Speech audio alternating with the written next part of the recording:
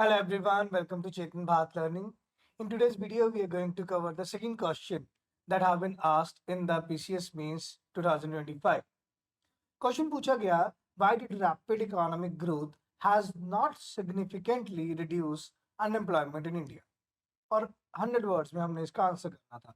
मतलब ये 10 marker question के पॉइंट ऑफ व्यू से पूछा गया है. नाउ इससे ज्यादा आसान सवाल कोई हो नहीं सकता था. मैं इतना कहूंगा कि इतना ही ज्यादा डिसेंट लीनियंट सा क्वेश्चन पूछ लिया गया और इंडियन इकोनॉमी का एक सबसे बड़ा सच पूछ लिया गया.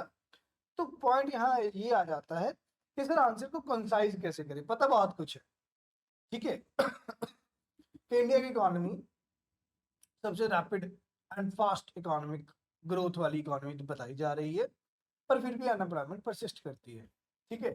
तो मैं शुरू कर सकता हूँ लाइक से India is fastest growing and emerging economy with respect to the overall G20 nations as per India's presidency in G20 in 2023. But also periodic labor force survey 2023-24 shows there is 3.2% of unemployment and 14% approx unemployment in youth.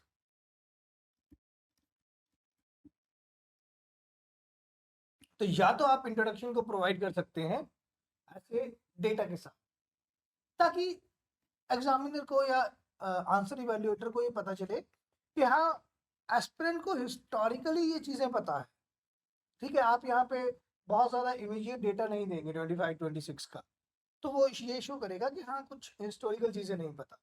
आप 2-3 साल पहले से चीजें उठाएंगे तो historically हमें ये चीजें पता होगी कि हाँ जी क्या हमें प्रोवाइड किया गया. तो ये एक तरीका है. या simply from 1991 to 2025 India's GDP accelerated from $270 billion to $4.2 trillion. But periodic labor force survey 2023-24 shows structural discrepancies where youth remained unemployed at about 14%. तो ये भी एक नजरिया है आपके इंट्रोडक्शन को लिखने का. तो दोनों में से कोई भी इंट्रोडक्शन आप पिक कर सकते हैं, ठीक है. देन अब पूछा गया है why did rapid economic growth has not significantly reduced the unemployment in India, ठीक है. हम ज्यादा से ज्यादा ट्राई करेंगे कि शॉर्ट रखें इंट्रोडक्शन में. अबाउट 20 वर्ड से ज्यादा हमारा इंट्रोडक्शन बड़ा नहीं होना चाहिए. तो आप एक और भी एरिया अपना सकते हो इंट्रोडक्शन का, जिसमें आप टॉपिक से परे चले जाएंगे. उसमें आप क्या लिखेंगे, the question provides for a phenomena known as jobless growth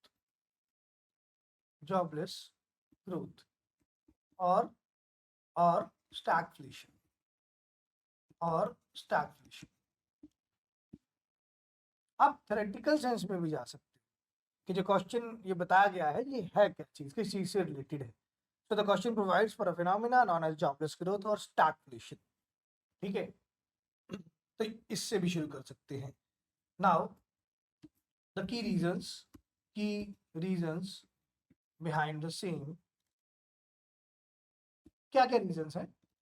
आप कुछ भी 5 रीजन पिक कर लीजिए और उनको इलैबोरेट कर। We don't go through and through for each and every area, ठीक है। आप अपने दिमाग में रख सकते हैं कि या तो मैं 2 एग्रीकल्चर के पॉइंट लिख दूं, या एक एग्रीकल्चर का पॉइंट, एक अलाइड सेक्टर का पॉइंट, एक एमएसएमई का पॉइंट, ठीक है। लाइक देन वी हैव एक एक्सपोर्ट रिलेटेड पॉइंट, या एक फैक्टर ऑफ प्रोडक्शन से रिलेटेड पॉइंट, एक लेबर मार्केट का पॉइंट। तो आपको ये पहले ही डिफाइन करना होगा अपने दिमाग, या तो ये अप्रोच अपना लो, या पेस्टल सिंपली एक पॉलिटिकल रीजन, एक इकोनॉमिक रीजन, एक सोशल रीजन, एक टेक्नोलॉजिकल रीजन, एक लीगल रीजन, ठीक है, एक एनवायरमेंटल रीजन, वो भी आप पॉइंट आउट कर सकते हैं। तो मान लीजिए मैं अपनाता एग्रीकल्चर लाइट ये वाला रीजन अपना, तो मैं सबसे पहले लिखता दैट जो mismatch mismatch between labour force and GDP contribution, तो लेबर फोर्स में और जीडीपी कंट्रीब्यूशन में मिसमैच है,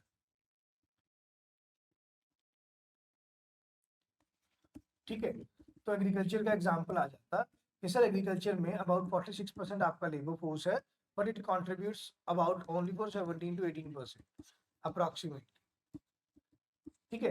वैसे ज्यादा बढ़िया रहेगा 16 to 17% as per economic survey 2025। तो एग्रीकल्चर आपको 46% प्रोवाइड करता है लेबर फोर्स, और जीडीपी कंट्रीब्यूट हो रहा है सिर्फ इतना ही, ठीक है। तो इकोनॉमिक ग्रोथ हो रही है, बट अनएम्प्लॉयमेंट रिड्यूस नहीं हो रहा, ठीक है। या इसको आप थोड़ा और चेंज कर सकते हो, हिस्टोरिकली स्पीकिंग, कि आपके पास अभी भी, सॉरी मैंने सारा रद्द कर दिया, आपके पास अभी भी 46% लेबर फोर्स एग्रीकल्चर में है, ठीक है, जो कि प्रोवाइड करता है डिस्गाइज्ड अनएम्प्लॉयमेंट, जो कि प्रोवाइड करता है डिस्गाइज्ड अनएम्प्लॉयमेंट। तो आप इसको थ्योरेटिकली लिंक भी कर सकते हो कि एक टाइप के अनएम्प्लॉयमेंट अभी भी परसिस्ट कर रही है।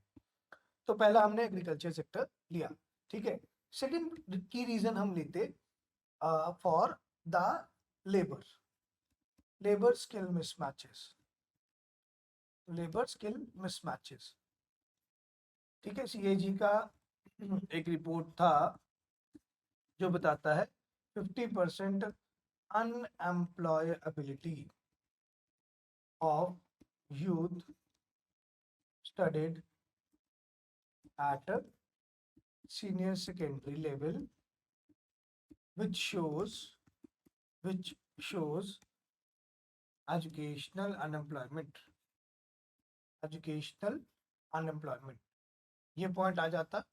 फिर पॉइंट आ जाता AI and job disruptions, AI and job disruption latestly तो आपको लेके आना पड़ेगा, एआई एंड जॉब डिसरप्शंस, ठीक है। आप इसमें कुछ भी एग्जांपल कोट कर सकते हैं कि सर जो बीपीओ केपीओज हैं, या फिर डेटा स्क्रूटनी का पॉइंट आता है जहाँ पे, तो वहां पर आपको अनएम्प्लॉयमेंट बढ़ती हुई देखने को मिल रही है। आप ले ऑफ्स का एग्जांपल यहाँ दे सकते थे, तो स्ट्रक्चरल अनएम्प्लॉयमेंट भी आप कोट कर सकते, ठीक है। तो थर्ड पॉइंट आपका ये पॉइंट हो जाता। इसके बाद आप किस चीज की बात कर सकते थे? इसके बाद आप बात कर सकते थे कैपिटल इंटेंसिटी की, कि कैपिटल इंटेंसिव इंडस्ट्रीज ज्यादा फ्लॉरिश कर रही हैं rather than the labour intensive industries, ठीक है। तो हम क्या बोलेंगे कि सर पोस्ट कोविड जो है वो के शेप रिकवरी हुआ, के शेप रिकवरी हुआ, जिसके कारण आपका कुछ कुछ सेक्टर्स में अनएम्प्लॉयमेंट अभी भी परसिस्टिंग रह गया। अगर आपको लगता है कि आपने इतने पॉइंट्स तक कोई 70-80 वर्ड यूज कर दिए हैं तो इतना इनफ रहेगा। कंक्लूजन में हम प्रोवाइड कर देते कि यस, गवर्नमेंट के पास अभी ये अपॉर्चुनिटी है कि आप digital India mission, then India AI mission